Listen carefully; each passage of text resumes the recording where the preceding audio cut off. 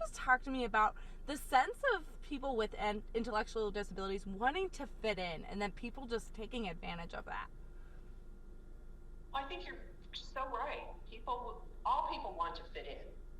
And people with disabilities want to fit in too.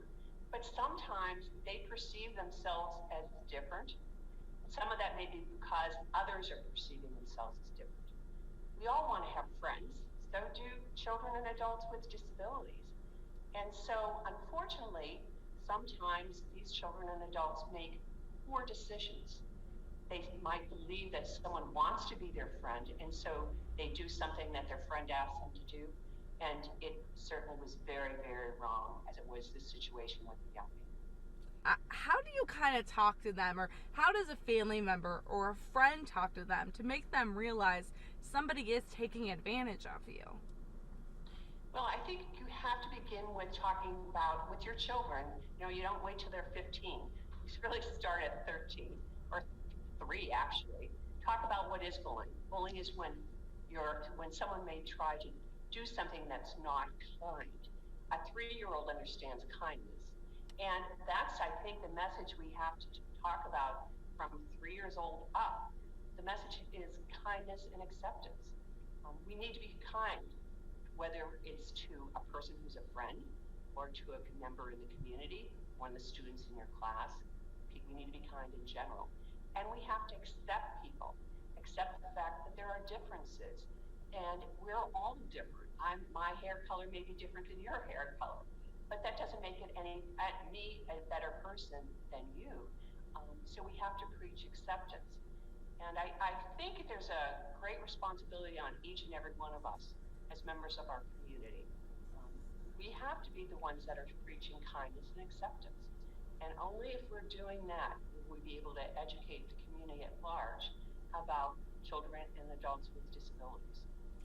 But for those who maybe don't work with people who are on the spectrum in any form of way, this really brings to light over, bullying that surfaces around them. Can you just talk to me about, what you've seen and just kind of how the community can help? Well, the statistics are really startling.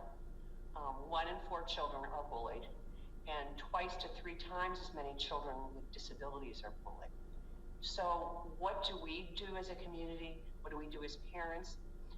We have to talk to our children at a very young age about acceptance and that people are different. I think that we who have children with disabilities can encourage the children to get involved in activities they enjoy, that they're good at, and through that, they'll develop friends. Everybody wants to have friends, and you may be isolated at school or in your neighborhood because you have a disability. So how do we get past that isolation? We get past that by getting engaged in activities that we enjoy, and through them, make friends. I think it's also very strong, serious responsibility of parents to keep the lines of communication open with your children. Talk about who their friends are. What are they doing after school? What are they doing during summer vacation? Encourage them to accept everyone. And you can do that within your own neighborhood.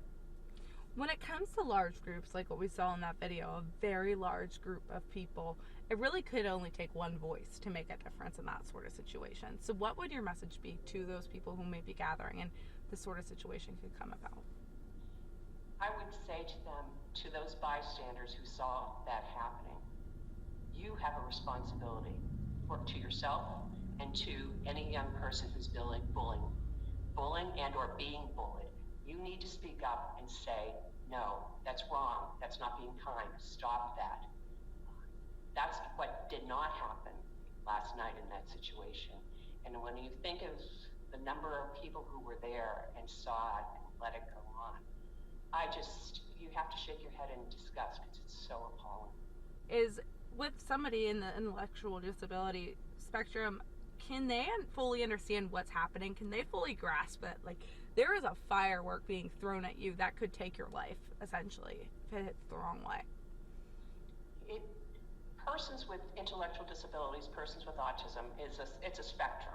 So there are some children, adults, who are very high functioning, who would understand that, and there are some that have more limited functioning and they would not understand that. What they're thinking of, what that young man probably was thinking about, is he wanted to have friends. And his friend said, the supposed friend said, let's do this. And so he thought, well, maybe if I do this, then they'll be my friend. So again, it's based upon the individual, but he may not have understood anything of what was going on. And that is so sad to me, and so sad that no one interfered. I was going to say, as a professional, how hard is it to watch that, them not understanding what's happening, and even seeing the hair catch on fire a little bit, really?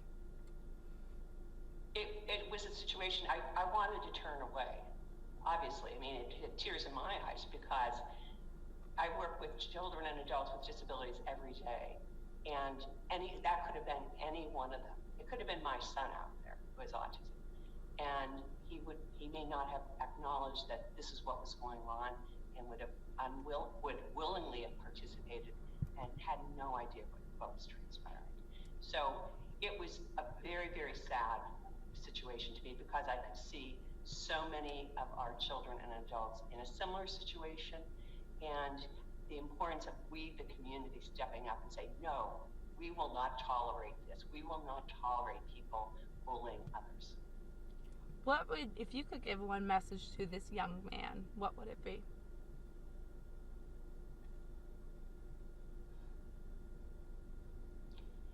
I'm not sure what that message would be because I don't think he understands what transpired. I would encourage him to seek out friends who might be friends through his family, through his relatives. He may have a support person who he's friends with. Go to that person and talk about the situation that occurred last night. I think he truly needs counseling on what transpired. And what he can do is so in the future it doesn't happen again. Perfect. Anything else you want to add? Because of this situation last night, I do a weekly blog, and so today I wrote my blog on bullying. And within the blog, I give various resources for family members so that if they want to get online to look about what's sort of some information that I could share with my child, or are there some videos that are already done?